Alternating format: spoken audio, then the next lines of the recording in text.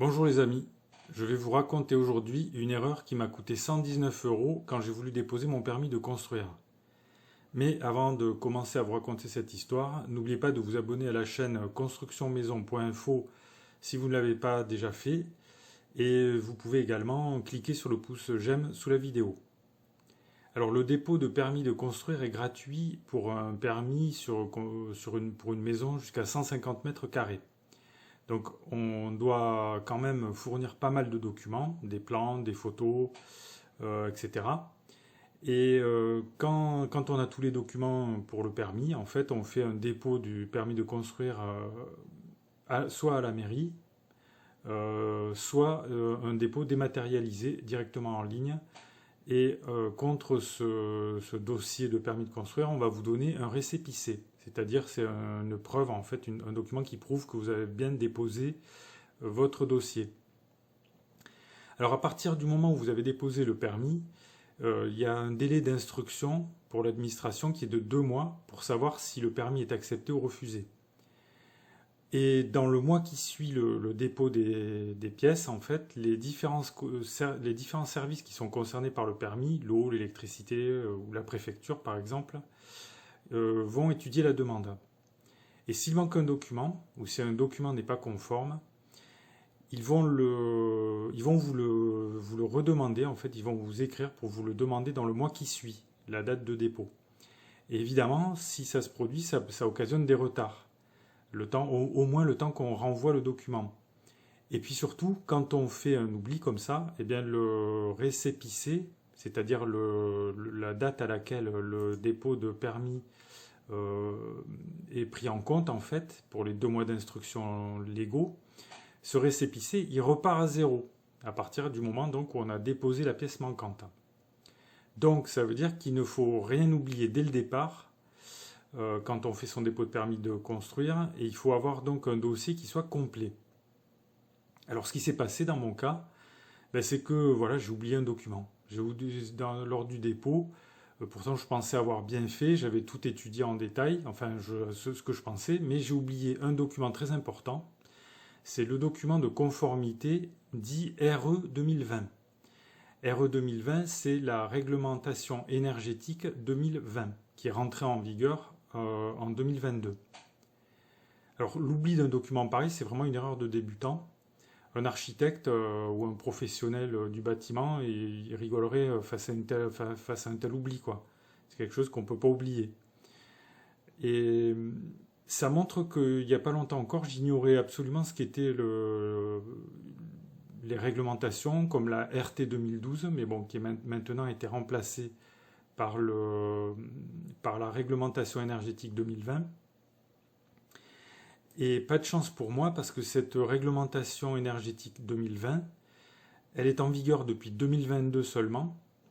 Et mon permis, je l'ai déposé justement le 15 janvier 2022. Donc j'étais dans l'obligation en fait de déposer un permis et un document de conformité à la réglementation énergétique 2020. Alors quand j'ai posé mon permis, en fait, j'ai pensé que cette réglementation ne concernait que les bâtiments publics ou industriels, mais pas les maisons individuelles. Et c'est une erreur, hein, j'ai mal étudié les choses en fait à l'époque, et donc la réglementation énergétique 2020 concerne bien les dépôts de permis de construire pour les maisons individuelles.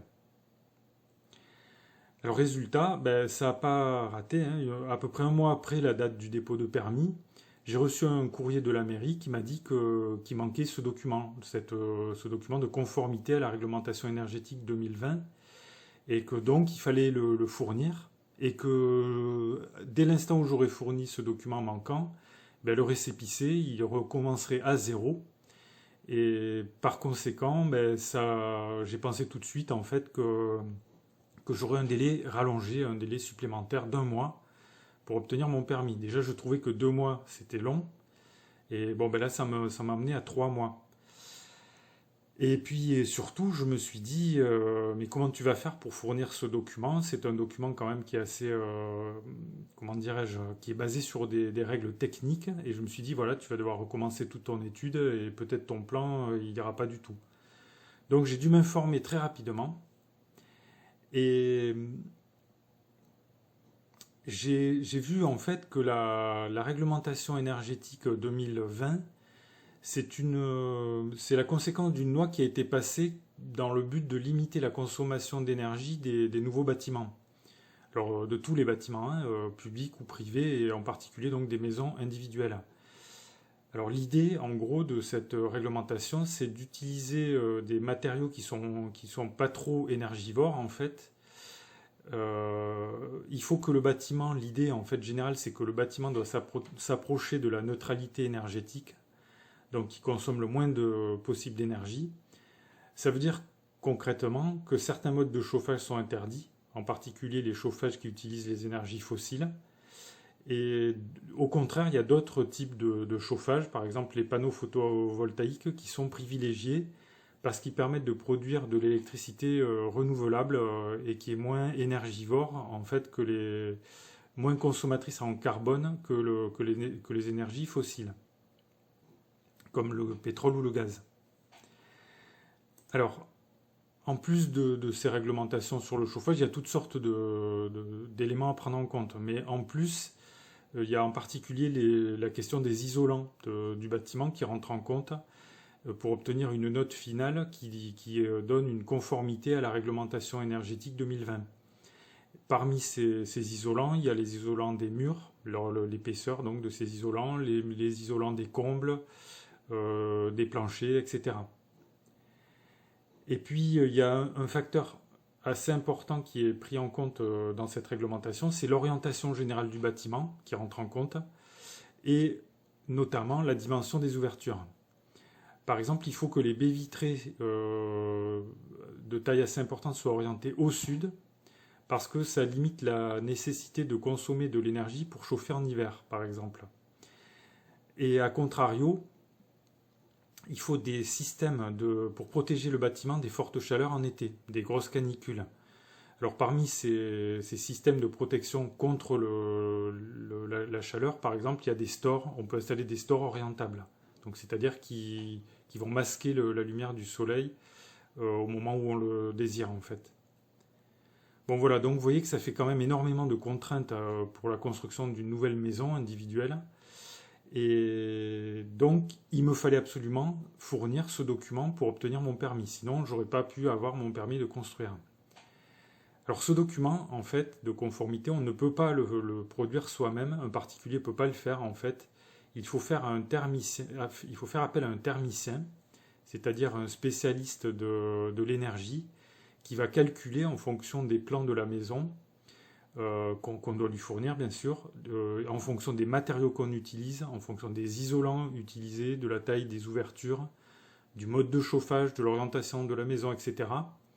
En fonction de tous ces éléments, il va calculer une note en fait qui va faire que vous aurez ou pas le certificat de conformité pour la réglementation énergétique 2020.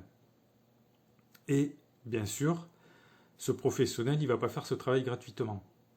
Donc, j'ai dû faire appel à un thermicien et il s'est avéré qu'en fait mon plan était pas mal, était pas trop mal fait à tous les niveaux, hein, au niveau orientation, au niveau des isolants, au niveau des matériaux, etc. Et pour arriver à faire mon plan en fait, que j'ai fait seul, j'ai pas mal utilisé les conseils d'un architecte en fait qui donne beaucoup d'explications sur YouTube. C'est Stephen Moore. Donc c'est pas mal, il donne de très bons conseils pour l'orientation des maisons, pour l'énergie, pour les différents matériaux, etc. Et je vous mettrai un lien vers sa chaîne sous la vidéo. Alors bref, en gros, donc mon plan c'était pas mal, il était bon, le thermicien m'a dit que c'était ok, sauf que en fait j'avais une surface vitrée trop faible. Et notamment la surface vitrée dirigée au sud. Donc le thermicien m'a dit qu'en fait il fallait augmenter la taille d'une baie vitrée, ou plutôt je dirais qu'il m'a fallu en fait remplacer une porte-fenêtre qui faisait 140 cm de large par une baie vitrée de 200 ou 220 cm de large. Alors, donc j'ai dû modifier mon plan, je l'ai fait, j'ai supprimé cette porte-fenêtre trop petite et je l'ai remplacée par une baie vitrée beaucoup plus large. J'ai donc eu une surface vitrée augmentée. J'ai dû reprendre mon plan, mais ça n'a pas été tellement compliqué, parce que c'était une erreur qui n'était pas... Remplacer une fenêtre sur un plan, c'est pas extrêmement complexe. J'ai renvoyé mon nouveau plan, uniquement la façade sud en fait, au thermicien. Et puis lui, il m'a donné le... J'ai pu imprimer en fait mon certificat de conformité à la réglementation énergétique 2020, puis le redéposer à la mairie quelques jours après. Voilà, donc j'ai pris du retard en fait. Et puis j'ai dû rajouter donc à cette modification, j'ai dû expliquer en fait.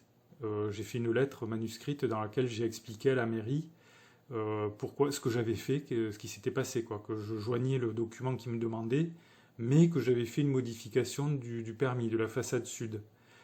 Et bon, là, je me disais que bon, pour le dossier initial, c'était foutu, quoi, que ça allait me prendre un mois de plus. Eh bien, en fait, non, j'ai pas eu de retard, parce que comme le permis était lancé, en fait, comme ils avaient déjà examiné les différents documents dans les services concernés, ça m'a pas rajouté de délai. C'est-à-dire que j'ai bien obtenu mon permis de construire dans les 2 mois par rapport à la date de dépôt initiale. Donc l'histoire se termine bien. Bon, par contre, évidemment, j'ai dû payer le thermicien, ce qui m'a coûté 119 € pour obtenir mon certificat de conformité. C'est pas une somme excessive, mais bon, c'est une petite erreur en fait, cet oubli de document qui m'a coûté quoi, 119 €.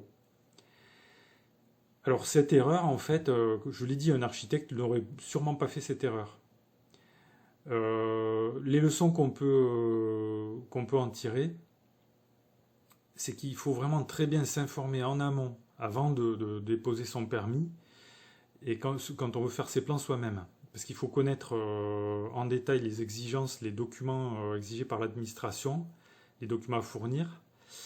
Et puis aussi et surtout, il y a le côté administratif des documents, mais aussi il faut concevoir une maison qui respecte les normes environnementales actuellement en cours, c'est-à-dire la réglementation énergétique 2020. Ça veut dire qu'il faut penser vraiment le projet en amont avant de déposer la demande de permis.